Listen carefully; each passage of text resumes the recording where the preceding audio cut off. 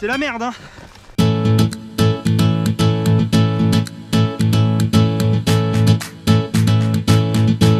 Et je suis crevé.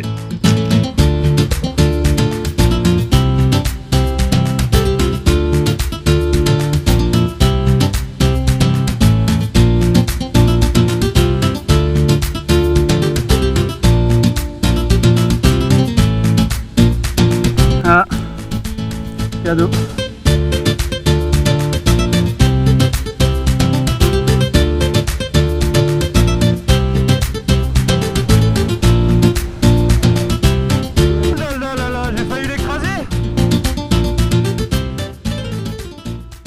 Bon, ben voilà, c'est parti.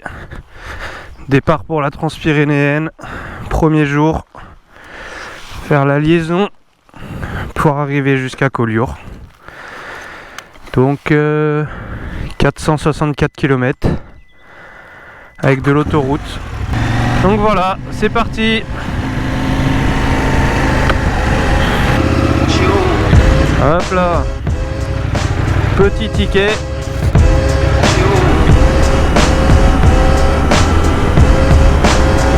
C'est parti.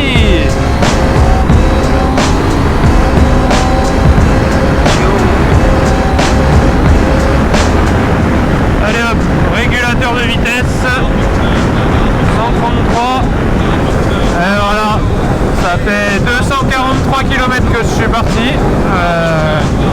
On arrive vers Toulouse là, je suis dans 10-13 km. Et je commence à voir les Pyrénées au fond, donc ça sent bon, ça fait plaisir. Et par contre j'ai mal au cul, hein, là. Non mais sérieux, 40 € les 17 litres. Super.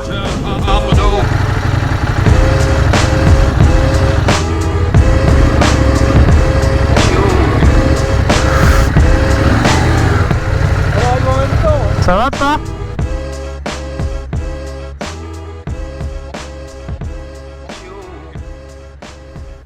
Hop hop hop, on va peut-être commencer par faire les présentations et expliquer le contexte.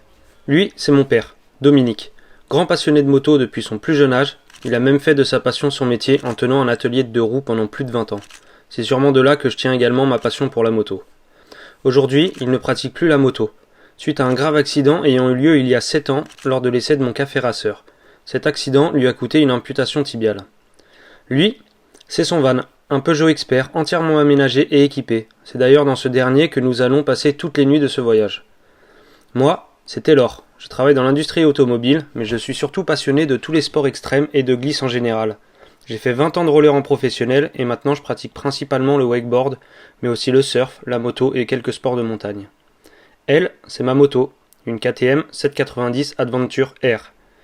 Nous avons décidé de traverser les Pyrénées, de la mer Méditerranée jusqu'à l'océan Atlantique entre père et fils. Moi je passerai par les chemins, lui par les belles routes de montagne, et on se retrouvera le midi pour manger et le soir pour l'apéro. J'ai chargé plusieurs traces sur mon GPS, mais j'essaierai de suivre principalement la trace de 52 degrés sud, car c'est leur vidéo qui m'a en partie donné l'envie d'effectuer ce voyage. Bon allez, fini de blablater, que le voyage commence.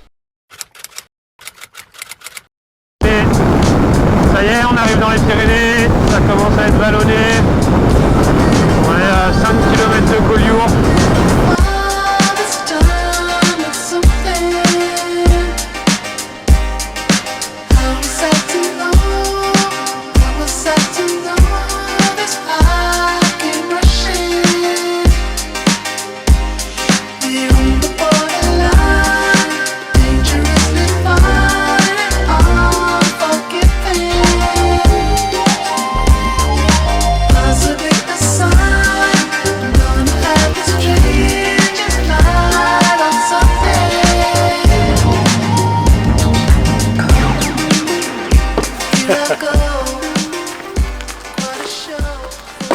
Grande date de morue, regardez-moi ça. Elle est pas belle la vie? Elle est belle. Ah non, c'est pas Top Chef. Hein. Terrible. Petit coup de rosé. Et ben, c'est un départ pour la Transpyrénéenne. 2000 km, sympatoche. Et en plus, je vais remercier les sponsors, bière, Rosado et Brandade de Morue. Voilà. Merci à vous. Au prochain épisode.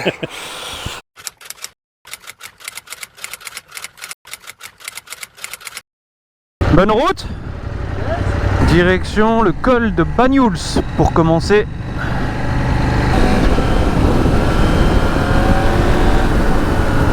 Trop beau.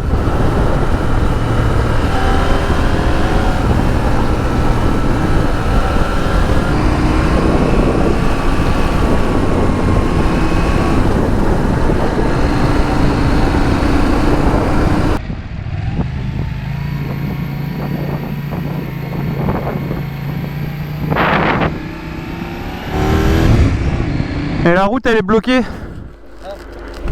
Là je pense que ça y va pas. Arrivé en haut du magnifique col de Banyuls qui marque la frontière entre la France et l'Espagne, la route était bloquée. Mon père a donc dû trouver un autre itinéraire pour se rendre en Espagne. Moi j'ai pu passer par un petit chemin qui longeait la route. Si je mets sur l'appareil photo, on pourra les transférer sur... Sur quoi? Bah, si, pour Sur la toi, story? Sur la story. Mais oui, je te l'ai dit déjà. Sur l'appareil photo. Ah non, mais attends, Taylor, tu sais bien que moi... Faut savoir que tous les soirs, mon père mettait ses stories sur Instagram. C'était ses premières stories.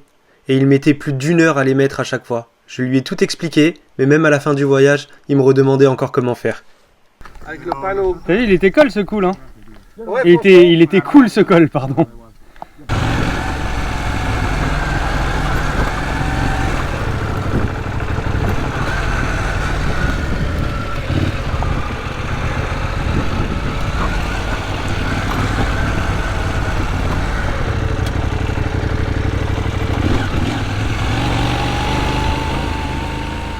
J'attaquais mes premiers tours de roue dans les chemins. J'étais super heureux, ça faisait du bien, même si la piste était un petit peu technique. Et à la fin du premier chemin, se trouvait une barrière avec un cadenas, donc je ne pouvais pas passer. Un tout petit espace sur le côté de la barrière permettait de laisser passer les vélos. J'ai essayé d'y aller, mais sans succès. La moto a commencé à glisser, à tomber de plus en plus bas, et un gentil cycliste est venu me donner la main. Mais remonter une moto de plus de 220 kg à deux, c'est quasi impossible. On a donc décidé de la jeter dans le fossé pour trouver un échappatoire un petit peu plus loin. Oh, ça va aller. Ah, cadeau. Fait de la merde. Première portion de tout terrain, première galère. Donc là je suis dans le fossé et puis on va essayer de trouver une porte de sortie. Allez hop.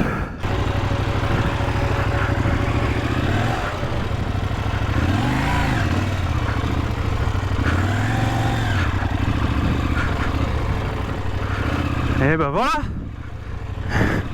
C'était simple en fait. Voilà, hop là. Ça c'est fait. Ça commence fort cette transpyrénéenne.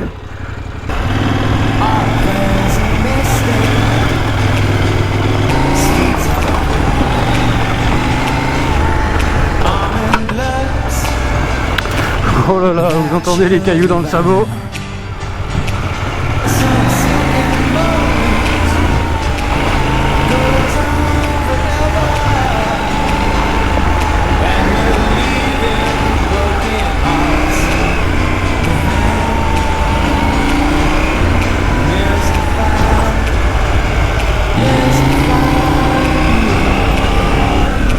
Allez, petit saut. C'était sympa ça.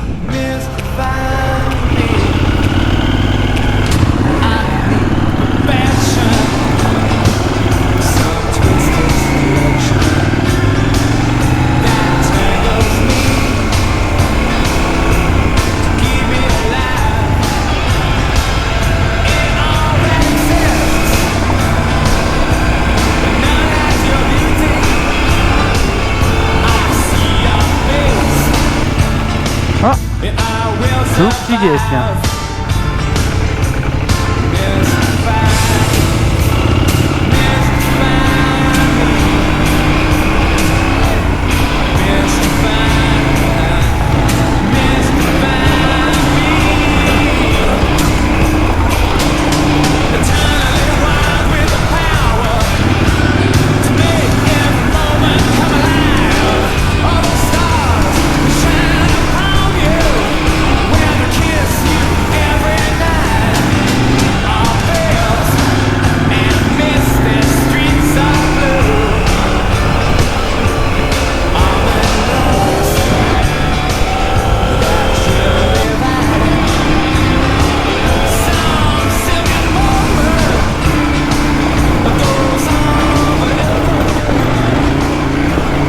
Super sympa ça. C'était cool.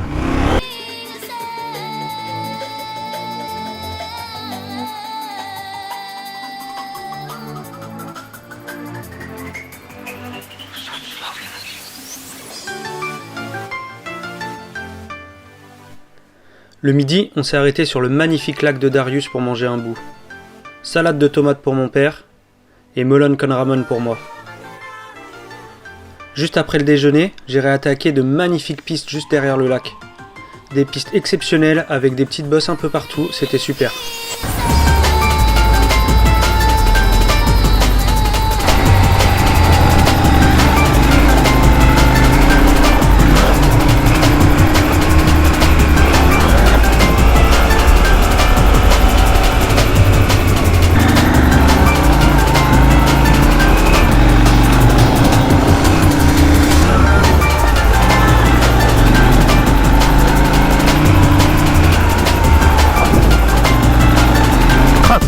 Ces petits chemins là, ah ouais, j'adore.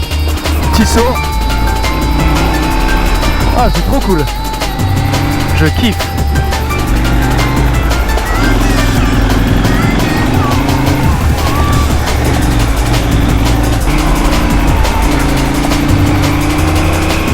Oh, c'est trop cool là. Ah ouais, je kiffe. On va passer doucement, petites habitations.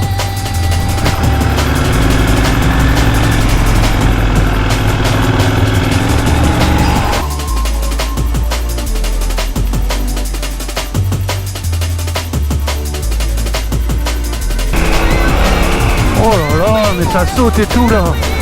Trop cool.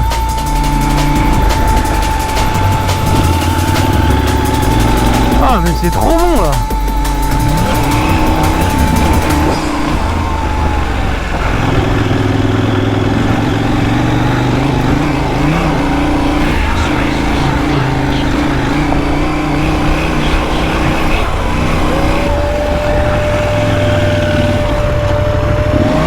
Oula, je me suis mis dans l'ornière. Ça va le faire.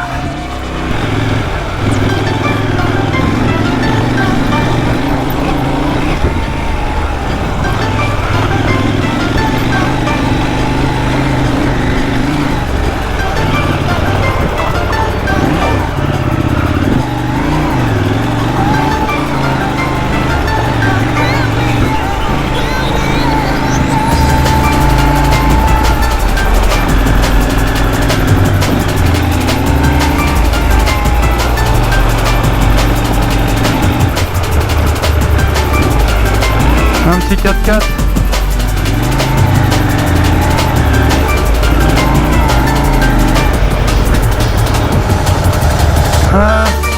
Obrigado.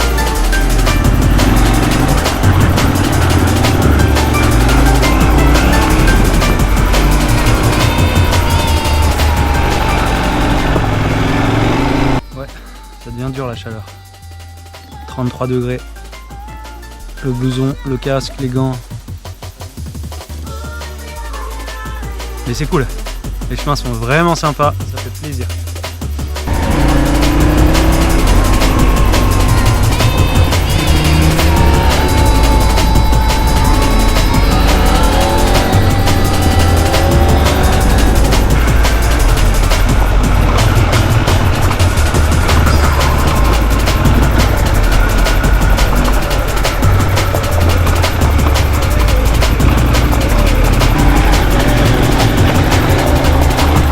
Ouah, ça caillasse.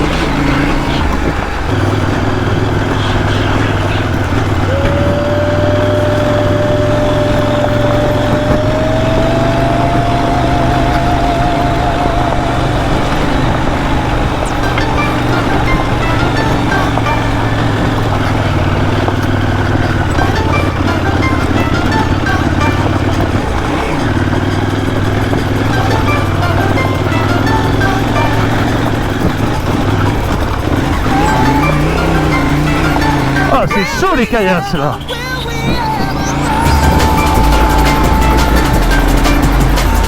Oh, stylé. Oh là là, comment c'est magnifique. Oh, dinguerie.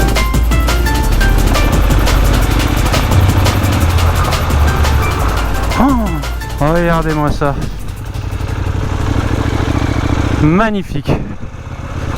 Et voilà, on est arrivé à la fin de la deuxième journée, ou la première journée de piste, et c'était exceptionnel. C'est exactement ce que j'étais venu chercher. Les pistes étaient superbes, beaucoup de cailloux, et je vais être habitué parce que ce sera comme ça dans toutes les Pyrénées. On a ensuite trouvé un petit camping en plein centre de la ville de Holo. On a fait un bon repas et une bonne petite nuit, prêt pour attaquer la journée suivante.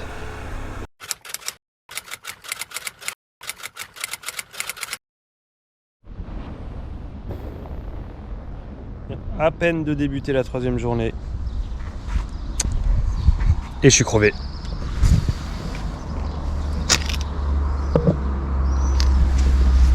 Bien à plat. Et en plus c'est sur le flanc. Juste là. Et une entaille. Et je sais pas si c'est réparable. Si c'est pas réparable, il va falloir trouver un magasin de moto. Qui faisait un pneu. Pas gagné. Et voilà. C'est un peu la merde.